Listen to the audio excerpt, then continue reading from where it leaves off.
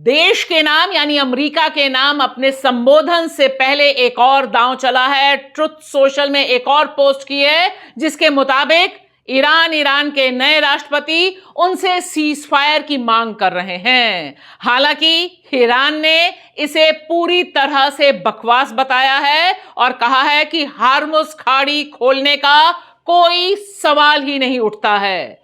यह बहुत अहम है कि ट्रंप लगातार जिस तरह से बयान पर बयान और उलट बयान दे रहे हैं, उसमें क्या राष्ट्र के नाम संबोधन करेंगे और दांव क्या खेलेंगे, अभी पत्ते खुलने बाकी हैं। ईरान के खिलाफ छेड़े गए इस युद्ध में क्या अमेरिकी राष्ट्रपति ट्रंप अकेले पड़ते जा रहे हैं? जिस तरह से यूरोप के एक एक देश उनका साथ छोड़ रहे हैं, ऐलान कर रहे हैं कि वे इस युद्ध में उनका साथ नहीं देंगे, यह एक बड़ी खतरे की घंटी है ट्रंप के लिए। और ट्रंप बौखलाकर जो संबोधन करते हैं उसमें कहते हैं कि हार्मुज खाड़ी हमारे लिए इंपॉर्टेंट नहीं है।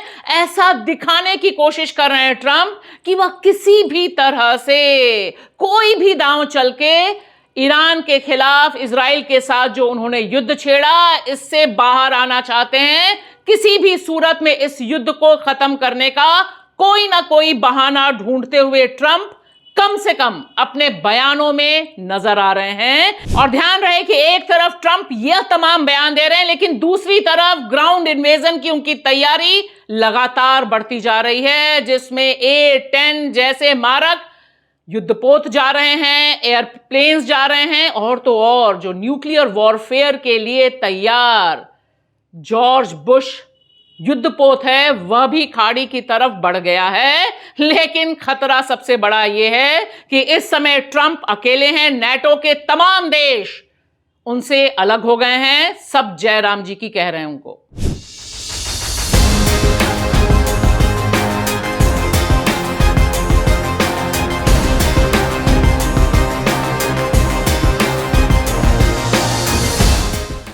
नमस्कार दोस्तों, मैं आपकी दोस्त भाषा, आप देख रहे हैं बेबाक भाषा पे दो टूक कार्यक्रम। क्या ट्रंप किसी भी सूरत में इस युद्ध से बाहर आना चाहते हैं ईरान के खिलाफ? उन्होंने इजराइल के साथ मिलकर 28 फरवरी को जो युद्ध शुरू किया, एक महीना बीतते न बीतते उनके हाथ पैर फूले नजर आ रहे हैं। और उससे भी बड़ी बात, वह पूरी तरह से अकेले पड़ गए हैं। ध्यान से देखिए, उनका नेटो, उनके यूरोप के मित्र सब खुलकर बोल रहे हैं कि वे इस युद्ध में उनके साथ नहीं खड़े हुए हैं। और तो और ऑस्ट्रेलिया के प्रधानमंत्री ने भी राष्ट्र के नाम संबोधन में यही कहा कि यह युद्ध हमारा नहीं है, लेकिन इसका असर ऑस्ट्रेलिया की जनता पर पड़ रहा है। ध्यान से देखिए, यूरोप के यह देश, सबसे पहले स्पेन ने खुलकर ऐलान किया कि जिस तरह से ईरान को निशाने पर लिया है अमेरिका और इजराइल ने, वह इलीगल है। यह गैरकानूनी युद्ध है जो छेड़ा गया है, वह इसके खिलाफ खड़ा है। आज भी पूरी रीढ़ के साथ स्पेन खड़ा है।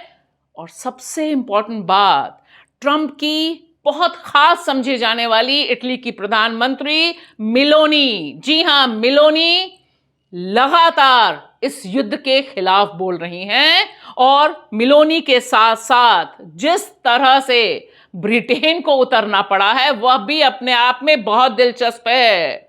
ब्रिटेन के प्रधानमंत्री ने भी राष्ट्र के नाम संबोधन किया और कहा कि यह युद्ध हमारा नहीं है, हम इस युद्ध में शामिल नहीं हैं। लेकिन यह उनका झूठ है, और उनका झूठ क्यों है वह मैं आपको जरूर बताऊंगी। लेकिन एक स्टेटमेंट जो उन्होंने जारी किया कि यह युद्ध उनका नहीं है और इस युद्ध में उन्हें घसीटने के लिए बहुत दबाव बनाया जा रहा है, बट वह तैयार नहीं, क्योंकि यह ब्रिटेन के लोगों के, यूनाइटेड किंगडम के लोगों के हित में नहीं है।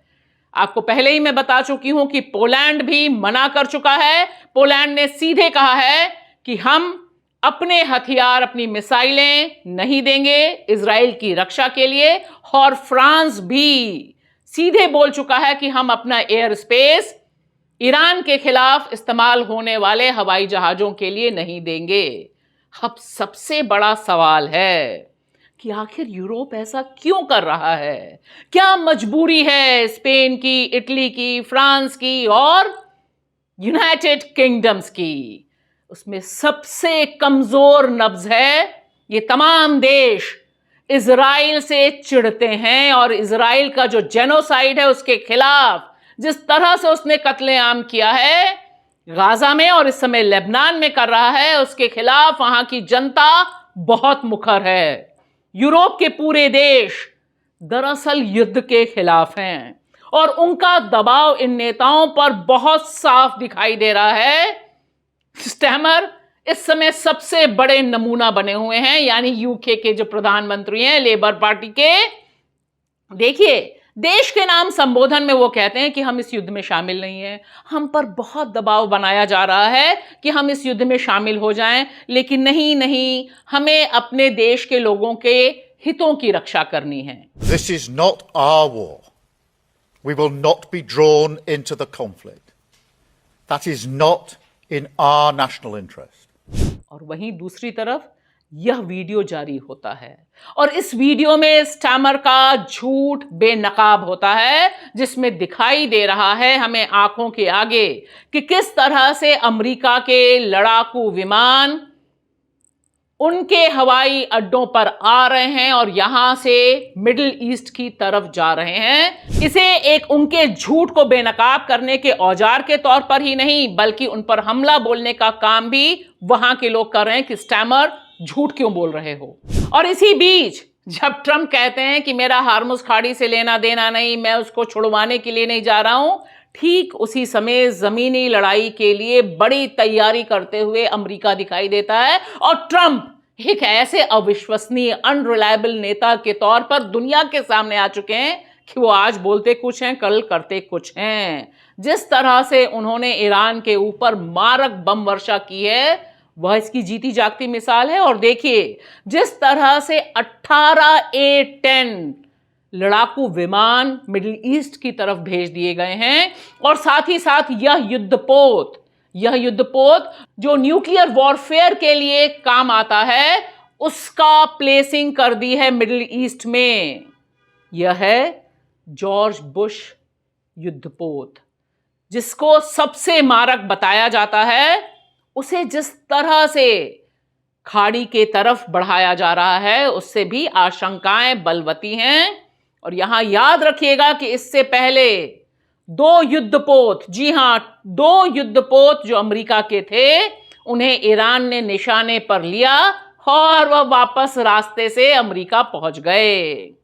लेकिन युद्ध फैल रहा है और इसकी वजह अमेरिका के साथ साथ इजराइल है।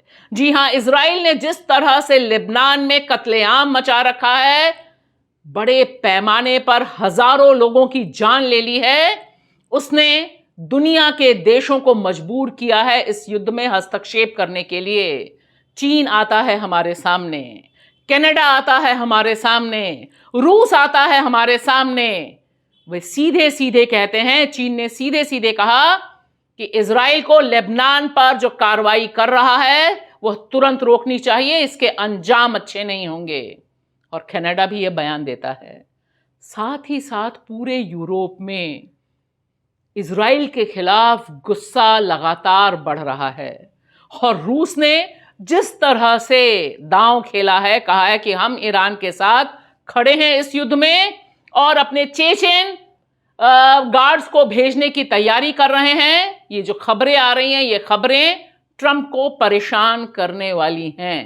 ट्रंप ने देश के नाम यानी अमेरिका के नाम अपने संबोधन से पहले एक और दांव चला है। ट्रुथ सोशल में एक और पोस्ट की है जिसके मुताबिक ईरान के नए राष्ट्रपति उनसे सीज फायर की मांग कर रहे हैं। हालांकि ईरान ने इसे पूरी तरह से बकवास बताया है और कहा है कि हार्मुज खाड़ी खोलने का कोई सवाल ही नहीं उठता है।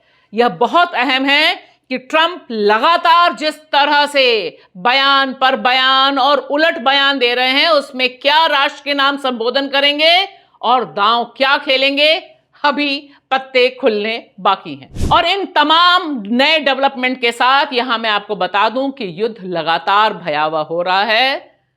तेहरान, ईरान के अनगिनत शहर बहुत ही बर्बरता से बम के धमाकों का शिकार हो रहे हैं और सिर्फ इतना ही नहीं, ईरान ने जो पलटवार किया है, जिस तरह से कुवैत में हमला किया है, और साथ ही साथ यह ओपन चेतावनी दी है कि अमेरिका की जो 18 कंपनियां हैं, सबके नाम और ब्यौरे दे दिए हैं ईरान ने कि ये सब हमारे निशाने पर आएंगी, क्योंकि हमें जिंदा रहने का हक है।